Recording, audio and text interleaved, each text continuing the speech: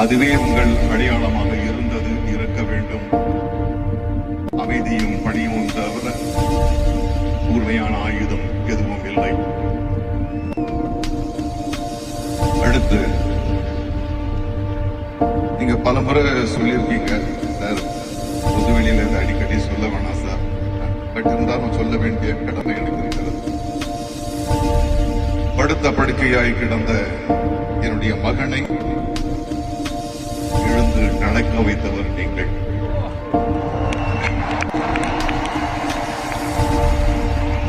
அதற்கு நன்றி கூற இந்த மேடை மட்டுமல்ல, எந்த சூழலிலும் எந்த மேடையிலும் சொல்லிக் கொண்டே இருப்பேன்.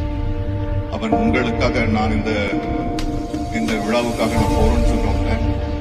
பப்பா அப்படின்னு கூப்பிட்டு விஜய் அண்ணாவுக்கு விஷஸ் சொல்லிடுங்க அப்படின்னு சொன்னான். Vijay, you know what it means to you and me. Thank you for it. அடுத்து, நடிகர் சங்க தலைவராக நடிகர் சங்கத்திற்கு ஒரு உதவி செய்ய வேண்டும், கடன் வேண்டும் என்று கேட்டபோது நீங்கள் 1 கோடி ரூபாய் நன்கொடையாக கொடுத்தீர்கள். அதற்கு என்னுடைய நன்றி. இந்த படத்தில் நடித்த அனுபவம், உங்களோட பல படங்கள் பண்ணியிருக்கேன். தமிழ் பண்ணியிருக்கேன், வசீகரன் பண்ணியிருக்கேன், மாஸ்டர் பண்ணியிருக்கேன், போக்கிரி பண்ணியிருக்கேன். Pokkiri is one of my best films in Tamil, popular films. ஆனால் ஏறக்குறைய உண்மையாகவே நீங்க என் பக்கமாக இருக்கலாம். ஸோ அதில் நடிச்சிருக்கேன். ஆனால் இந்த படத்தில் நடிக்கின்ற பொழுது இந்த படத்தில் சம்பந்தப்பட்ட இயக்குனரிலிருந்து கடைசி தீயை தருகின்ற பையனிலிருந்து ஒரு பதட்டம் இருந்தது. ஐயோ, தளபதியுடைய கடைசி படம் ஒரு தவறம் நடந்துவிடக்கூடாது, ஒரு தப்பு நடந்தக்கூடாது. ஆனால் நீங்கள் புத்தரை போல் திருத்திக் கொண்டு எப்பவும் நடிக்கிறா போல நீங்கள் நடிச்சிருந்தீங்க. You only gave them spirit, an energy. ஆனால்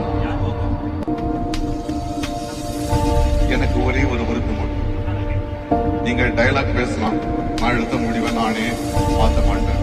ஆனால் ஒரு முடிவு, இது நான் இதை நான் பர்சனலா சொல்ல மாட்டேன். இங்க இருக்கிற 75,000 பேரோட ஒரு வேண்டுதலா நான் வைக்கிறேன். ஃபர்ஸ்ட் பல்லவி பேசும்போது ஐ மிஸ் யூன்னு சொல்லும்போது ஒரு தக்குன்னு ஒரு I miss you, we really don't want to miss you. அப்புறம் தம்பிங்கள்லாம் கடைசி படம் சொல்லும் போது அந்த co artist I feel sad.